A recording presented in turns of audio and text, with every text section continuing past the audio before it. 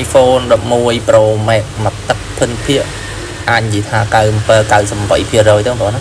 ប៉ុន្តែវារៀងស្ទើរកន្លែងកាមេរ៉ាបន្តិចស្ទើរហ្នឹងអាខប់លែងកញ្ចក់អាវ័នដៃស្អាតទេបងតែស្ទើរនៅអាកន្លែងពកនៅនេះកញ្ចក់ចុយឆិតតិចបងណាប៉ុន្តែហ្នឹងអត់ជាអីទេបាទអត់ជាអីទេហើយខ្ញុំប្រាប់មូលហេតុតិចវាស្ទើរអញ្ចឹងប៉ុន្តែក្នុងសម្បកតួខាសម្បកវាតែហ្មងស៊ីន original បាទហើយក្នុងក្រោយវាល្អឡាតិចមើលផ្ទាល់ឃើញអាចថាសម្បកក្នុងក្រោយ98-99%វា97-98ហ្នឹងសុំតួទេថាសុំតួវារៀងកោតល្អហៅពណ៌អញ្ចឹងបងណាហើយភិនភាគខ្ញុំថតច្បាស់បងប្អូនមើលអញ្ចឹងខ្ញុំអត់លក់បន្លំបលេងបន្លំភ្ញៀវទេមិនមែនគ្រាន់តែថតមកដាក់តម្លៃថាថោកឬតម្លៃធូរតម្លៃថ្លៃប៉ុន្តែអត់ប្រាប់ភិនភាគបបាក់ខ្ញុំលក់ប្រាប់ថ្លង់អញ្ចឹងនេះមកវាល្អសុំតិចហើយកម្រិតជំនាន់តកោ11 Pro Max តកោ11ហ្នឹងវាល្មមឯ12គោចង់យ៉ាប់ដែរឥឡូវបាទនេះបងប្អូនវាស្ទើរតែគ្រាប់ខីវាគ្រាប់ខីនេះមកលុកសៅហ្នឹងវាហៅពណ៌បាទហៅពណ៌ហ្នឹងប៉ុន្តែស៊ីនណាបងប្អូនណាសម្រាប់ប៊ូតុងអប់ស៊ីនឬប៊ូតុងសម្បកតួដោគឺអាប៊ូតុងវាហ្នឹងមកចុចទៅគេហៅថាកពិតជ្រៀតអានេះស៊ីន original ណាចុចដល់បន្តិចប៉ឹកដើរស្មើសាច់គេហៅថាប៉ឹកហើយប៊ូតុងវារឿងសើមកណែនអញ្ចឹងគីប៊ូតុង iPhone សម្បកតួ iPhone ស៊ីន original គឺបែបហ្នឹងអញ្ចឹងហើយហៅពណ៌ដោយសារអ្នកប្រើពីមុនហ្នឹងគាត់របៀបមិនអីចឹងយើងនិយាយចំទៅវិញឆ្ងាយបងណាអញ្ចឹងហើយសុំតួវាស្ទើរកន្លែងកាយនេះបន្តិច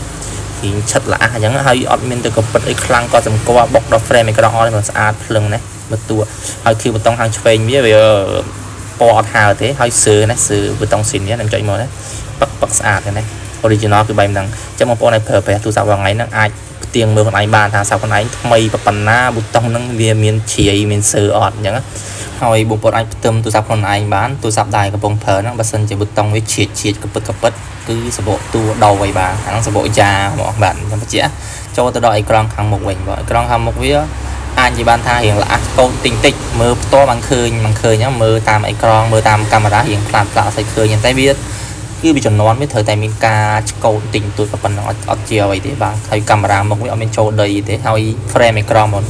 frame អេក្រង់វាស៊ីសាច់ស្មើស្អាតជាមួយតួស្អីគឺជាអេក្រង់ស៊ីនហើយតួស៊ីនដល់ពេលអញ្ចឹងអាសាច់ភ្នែកអេក្រង់វាស្អាតតែមកភ្លើងចូលភ្នែកក្នុងវីដេអូអញ្ចឹងបងប្អូនទិញទូរស័ព្ទមើលទៅបាទបើសិនទិញពីគេកន្លែងគេបងប្អូនមើលដូចខ្ញុំទៅបើរៀងចំហសើបានន័យថាអេក្រង់វាមិនអើយចង់អីចឹង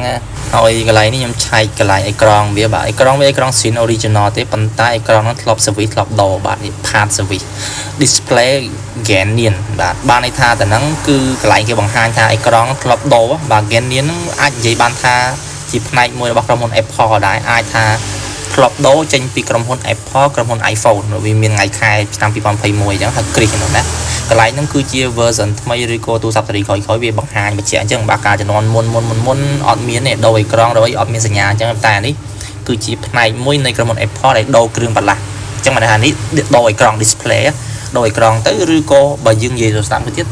ទោះមិនមែនចេញពី Apple អ្នកដោក៏ដោយប៉ុន្តែគឺជាងតែជំនាញស្តង់ដាសឹងតែដូច Apple បាទបញ្ជាក់អញ្ចឹងអាហ្នឹងវាអត់អីទេបងខ្ញុំមានធានាថាអត់អីទេតមកទៀតថ្មវាលុតដាក់ 85% គេហៅថា battery សុខភាពថ្ម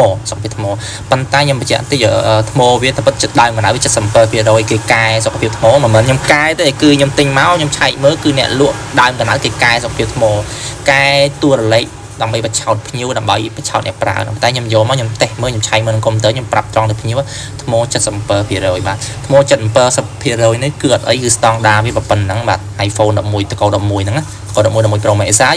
បងប្អូនរាប់ថយក្រោយវិញគឺវាចេញយូរឆ្នាំហើយ11 12 13 14 15 16 17អញ្ចឹងក្នុងមួយចំនួនមួយឆ្នាំវាទៅធ្លាក់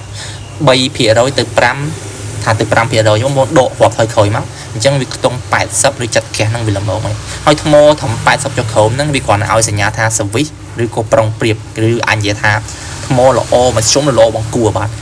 ល្អណាស់ឬក៏ល្អគេចូលខ្ទង់90បាទអញ្ចឹងណាអញ្ចឹងឲ្យធានាថ្មនឹងកាន់ហើយយើងលក់ត្រង់ប្រាក់ត្រង់អញ្ចឹងហើយបញ្ជាក់បងកុំយកច្រឡំថាឲ្យតែថ្មក្រោម 80% ថ្មខូចមិនមែនទេបងបញ្ជាក់ហើយមួយទៀតបងដូចជាអត់មានទៅខូចទៀតតែអ្វីដែលខូចអ្វីដែលមានបញ្ហាគឺខ្ញុំបញ្ជាក់ក្នុងវីដេអូអ្វីដែលអត់មានបញ្ហា